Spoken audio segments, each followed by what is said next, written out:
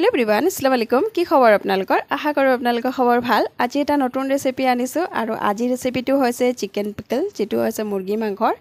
আচাৰৰ ৰেচিপি এনেকে আচাৰ গৰম ভাতৰ লগত খাই খুব বেছি ভাল লাগে আৰু এটো মই কেনেকে বনাইছো তাকে শেয়াৰ কৰিম খাবলৈ খুব বেছি টেষ্ট হয় আৰু ইয়াক মই এতিয়া চিকেনখিনি লৈ লৈছো চিকেনখিনি মই প্ৰথমতে ভালকে মানে ধুই মেলি লৈছো আৰু এনেকে সৰু সৰু পিস কৰি পেলে কাটি লৈছো আৰু ইয়া যেতে একদম পানী নাথকাকে মানে জি কৰি দিছো পানীখিনি তাপাছতে ইয়াতে মই এতিয়া মছলা এড কৰিম মছলাত মই বহুত বেছি মছলা ব্যৱহাৰ নকৰো বহুত কম মছলা ভিতৰত বনাম তো এতিয়া মই ইয়াতে দি দিছো হালধি আৰু ৰেড চিলি পাউডাৰ আৰু এখিনি মই দি লৈ এতিয়া হাতেৰে মানে ভালকে এখিনি মিক্স কৰিম যাতে গুটেই মছলাখিনি মাংসখিনি যেতে লাগি যায় আৰু ইয়াক মই 10 মিনিটৰ কাৰণে ঢাকি ফেলে থৈ দিম আতে অলপ মানে যেনকে আমি মেৰিনেট কৰো ন ঠিক তেনেকে অলপ সময় কাৰণে ঢাকি দিম আৰু এতিয়া মই মছলাৰ যেটো আচাৰৰ মছলা হেখিনি মই এনেকেকে ভাজি লৈছো আৰু এখিনি পুৰা ভালকে ভাজি যোৱা পাছত ইয়াক মই গ্ৰাইন্ডাৰত মানে খুন্দি লম এখিনি খুন্দি লোৱা মানে মই যিখিনি মানে চিকেন আছে এখিনি ফ্ৰাই কৰি লম এতিয়া সেইকাৰণে মই তেল দি লৈছো কেৰাহিত আৰু তেলটো গৰম হোৱাৰ লগে লগে ইয়াতে মই দিছো মাষ্টাৰ্ড অইল যেটো মিঠা তেল হেতু দিছো আৰু কাৰণ ৰিফাইনত মানে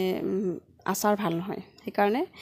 মাষ্টাৰ্ড অইল ব্যৱহাৰ কৰিছো আৰু এতিয়া মই এখিনি তেল দি লৈ এতিয়া চিকেনখিনি দি লৈছো আৰু ভালকে এখিনি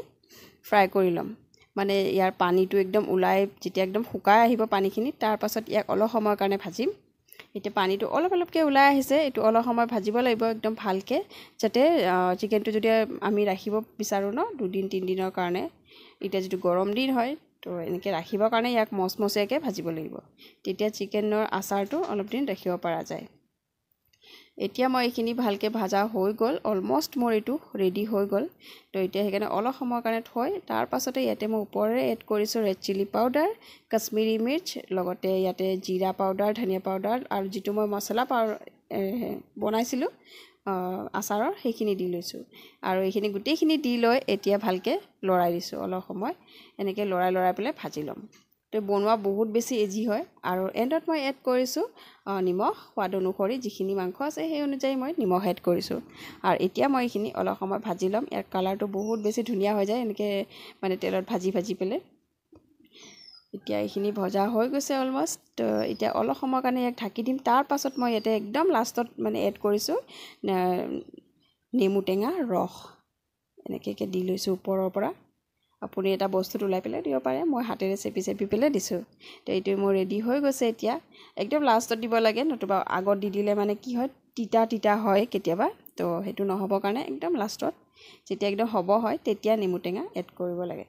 তো এতিয়া মোৰ এখিনি ৰেডি হৈ গল মই উচ্চৰ পৰা দেখাই দিছো খাবলৈ খুব বেছি টেষ্ট হয় এনেকে যদি বনোৱা নাই বনাই পেলে খাব আৰু 2-3 দিন মান এটো ৰাখিব পৰা যায় কিছুমানে বহুত দিনলৈকেও ৰাখে যেটো মই অলমানে বনাইছো মোৰ এদিনতে শেষ হৈ যাব তো এখিনি মই এতিয়া বাচন এটাত উলাই পেলে দেখাই দিছো তো এটা খাব ইমান বেছি মানে ভাল লাগে ৰুটিৰ লগতো খাব পাৰে আৰু ভাতৰ লগতো খাব পাৰে তো এতিয়া মই এনেকে সাইডত এটা নেমু টেঙা দি দিছো আৰু অলপ নেমু টেঙা দৰকাৰ হলে লব পৰা যায় আৰু তো এইটোৱে মোৰ আজি ৰেচিপি আছিল চিকেন পিকল একদম সিম্পল হয় আৰু বহুত কম মছলাৰ ভিতৰত মই বনাইছো তো ৰেচিপি চাই ভাল লাগিলে লাইক শেয়াৰ এণ্ড সাবস্ক্ৰাইব কৰিব এতিয়ালৈ আহিছো নেক্সট ভিডিঅত আকৌ লগ পাম বাই